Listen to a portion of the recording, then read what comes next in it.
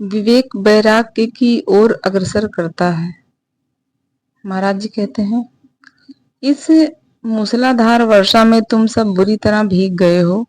मेरे संसार में मौसम सदा सुहावना ही रहता है। ना तो वहां दिन है, ना रात्रि, ना गर्मी है, ना शीत, ना चिंताएं पकड़ती हैं और ना पश्चाताप पीछा करता है। मेरा मन विचारों से मुक्त है, क्योंकि वहां इच्छाएं नहीं हैं जिनकी दास्तां करनी पड़े। प्रश्नकर्ता कहता है, क्या संसार दो है? महाराज जी कहते हैं, तुम्हारा संसार अनित्य है और परिवर्तित होता रहता है। मेरा संसार परिपूर्ण और विकार रहित है। तुम मुझे अपने संसार के बारे में कुछ भी चाहो बता सकते हो। मैं ध्यान पूर्वक वरन रुचि लेते हुए भी सुनूंगा, पर क्षण भर के लिए मैं यह न भूलूंगा कि तुम्हारा संसार अस्तित्व रहित है और तुम स्वप्न देख रहे हो। प्रश्नकर्ता कहता है, वह कौन सी बात है जो आपके संसार को मेरे संसार से पृथक करती है? महाराज जी कहते हैं, मेरे संसार के ऐसे कई लक्षण विशेष नहीं हैं जिनसे उसे पहचाना जा सके। तुम इसके बारे में कुछ भी नहीं कह सकते हो। मेरा संसार मैं स्वयं हूँ। यह संपूर्ण और परिपूर्ण है। इसमें अंकित हो रहा प्रत्येक चिन्ह मिटा दिया जाता है और प्रत्येक अनुभव का निरसन कर दिया जाता है। मुझे किसी भी वस्तु की आवश्यकता नहीं, यहाँ तक कि स्वयं अपने आप भी नहीं, क्योंकि अपने आप को मैं खो ही नहीं सकता। प्रश्नकर्ता, क्या ईश्वर की भी आवश्यकता नहीं है?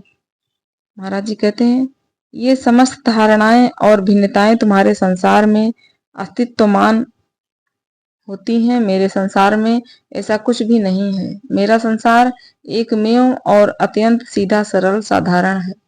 प्रश्नकर्ता कहता है, क्या वहां कुछ नहीं होता? महाराज जी, जो कुछ भी तुम्हारे संसार में होता है उस सबका औचित्य और प्रत्युत्तर वही है। मेरे संसार में कुछ नहीं होता। प्रश्नकर्ता, आपके द्वारा आपके अपने संसार की अनुभूति किए जाने से यही प्रमाणित होता है कि प्रत्येक अनुभव द्वैत निहित होता है। महाराज जी कहते हैं, शाब्दिक रूप से तुम्हारी बात सही है, परंतु हमारे शब्द मुझ तक नहीं पहुंचते। मेरा संसार निशब्द है। तुम्हारे संसार में अनकहे का अस्तित्व नहीं है। मेरे संसार में शब्द और उसके आशय कोई अस्तित्व नहीं रखते। तुम्हारे संसार में कुछ भी स्थिर नहीं है। मेरे संसार में कुछ भी परिवर्तनीय नहीं है। मेरा संसार वास्तविक है, जबकि तुम्हारा स्वप्नों से सृजित है। प्रश्नकर्ता कहता है, फिर भी हम बातें कह रहे हैं। महाराज जी कहते हैं, यह सारी बातचीत तुम्हारे संसार में है। मेरे संसार में शाश्वत मौन है। मेरा मौन गाता है। मेरी शून्यता परिपूर्ण है। मुझ में कोई अभाव नहीं है। तब तक तुम मेरे संसार को नहीं जान सकते जब तक कि तुम वहां नहीं होते। प्रश्नकर्ता कहता है, ऐसा लगता है कि आपके संसार में एकमात्र आप भर हैं। महाराज जी कहते हैं, जब वहां शब्द की अपना अर्थ और सामर्थ्य खो देते हैं तो तुम एकमात्र या एकमात्र नहीं आदि कैसे कह सकते हो? हाँ, मैं अवश्य अकेला हूँ, क्योंकि सब कुछ मैं ही हूँ। प्रश्नकर्ता कहता है, क्या आप कभी हमारे संसार की ओर भी आते हैं? महाराज जी कहते हैं, आने को और जाने को मेरे लिए क्या अर्थ है? ये भी पुनः शब्द भर है। मैं हूँ, मैं कहाँ से आऊं और किस तरफ जाऊं? प्रश्नकर्ता कहता है, आपके संसार का मुझे क्या उपयोग है? महाराज जी कहते हैं, तुम्हें तुम्हारे संसार का निकट से निरीक्षण करना चाहिए, उसकी विवेचनात्मक परीक्षा करनी चाहिए और अकस्मात एक दिन तुम अपने आप को मेरे संसार में पाओगे। प्रश्नकर्ता कहता है, इससे हमें क्या लाभ होगा?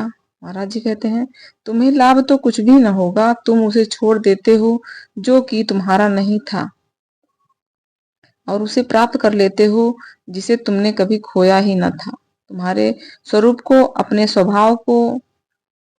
प्रश्नकर्ता कहता है, आपके संसार का शासक कौन है?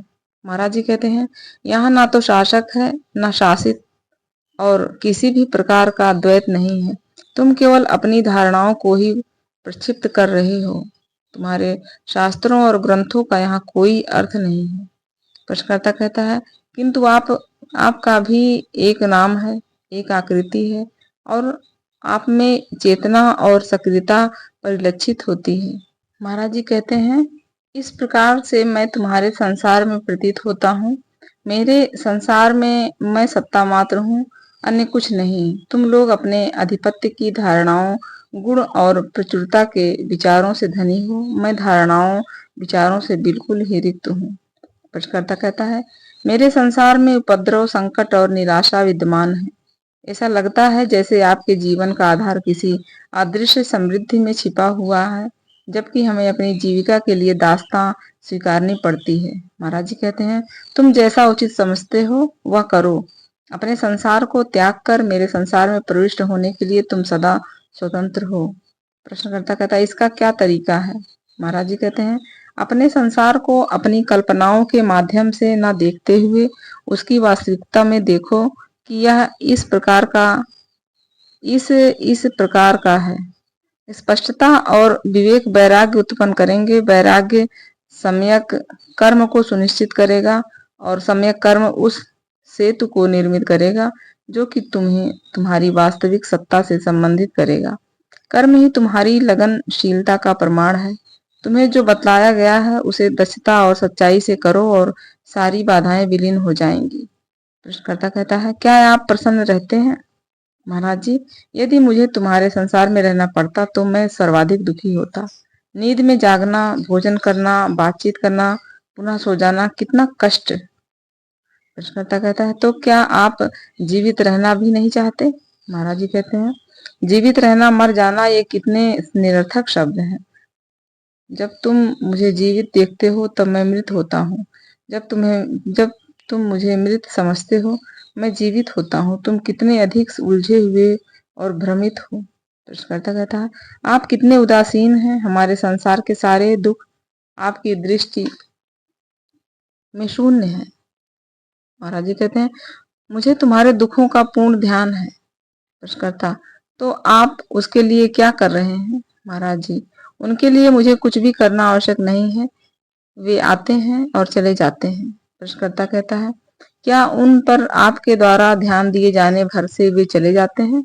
महाराज जी कहते हैं, हाँ, कठिनाई चाहे शारीरिक हो, भावनात्मक या मानसिक हो, सदैव व्यक्तिगत होती है। बड़े पैमाने पर होने वाली विपत्तियां अगणित प्रारब्धों का जोड़ होती हैं और उसका प्रभाव समाप्त होने में कुछ समय लगता है, परंतु मृत्यु कभी भी अनिष्ट घटना नहीं होती। प्रश्नकर्ता कहता है, क्या किसी मनुष्य की हत्या हो रही हो तब भी? महाराज जी कहते हैं, तब वह हमारे हत्यारे के लिए अनिष्टप्रद होती है। प्रश्नकर्ता, तो भी ऐसा प्रतीत होता है कि दो संसार है, मेरा और आपका। महाराज जी, मेरा संसार वास्तविक है, तुम्हारा मनोगत।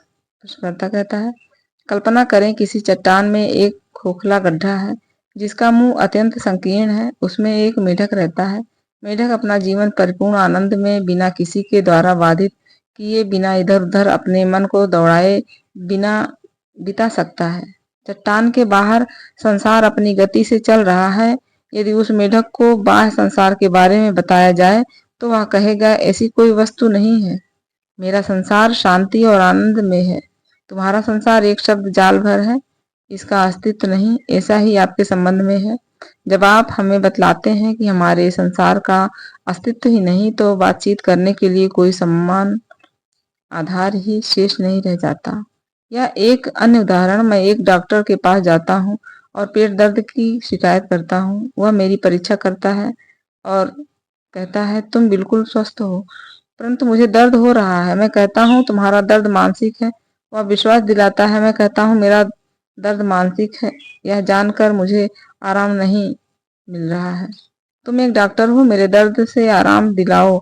यदि तुम चिकित्सा नहीं कर सकते तो तुम डॉक्टर नहीं हो। महाराज, बिल्कुल ठीक।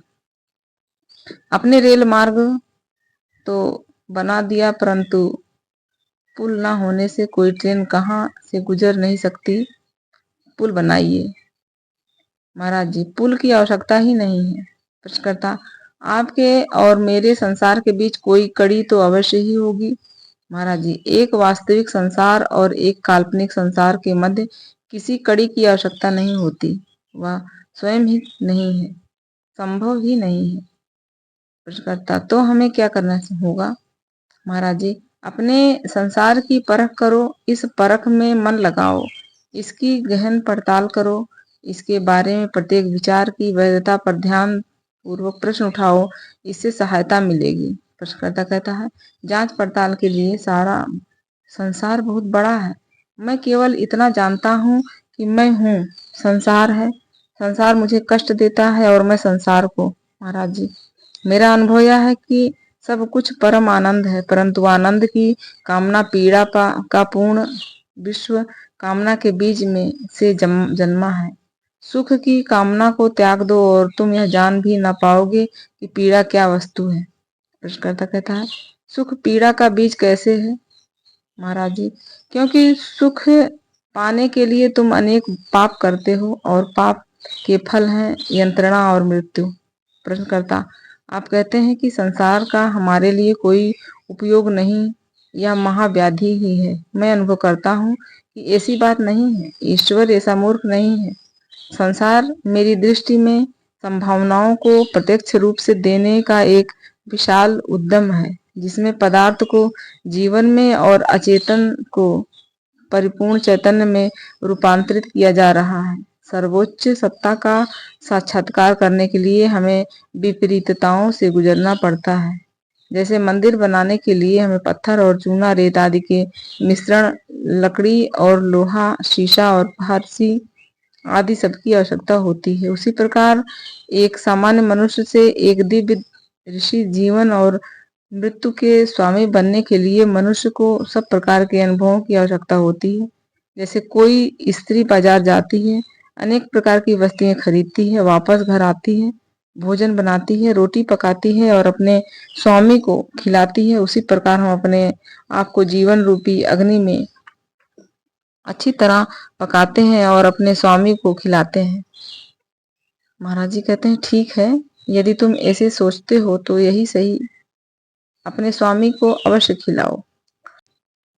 प्रश्नकर्ता कहता है, एक बच्चा स्कूल में जाकर अनेक बातें सीखता है जिसका उसे बाद में कोई उपयोग न होगा, परंतु सीखने की प्रक्रिया से उसका विकास होता है।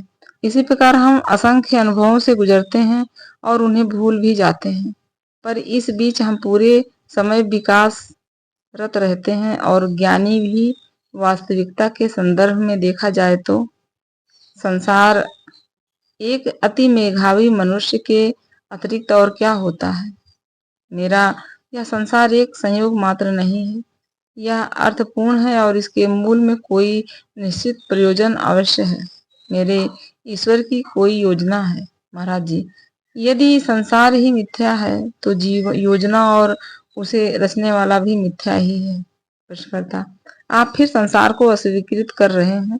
हमारे बीच कोई सेतु नहीं है। महाराज जी, सेतु की कोई आवश्यकता नहीं, तुम्हारी मूल तुम्हारे इस विश्वास में है कि तुम्हारा जन्म हुआ, ना तो कभी तुम्हारा जन्म ही हुआ था और ना ही तुम कभी मरोगे, परंतु तुम्हारा विश्वास है कि तुम किसी निश्चित तिथि और स्थान पर जन्मे और कोई देह विशेष तुम्हारी अपनी देह है। प्रश्नकर्ता कहता है, संसार का अस्तित्व है, मैं हूँ, ये स्पष्ट तथ्य है।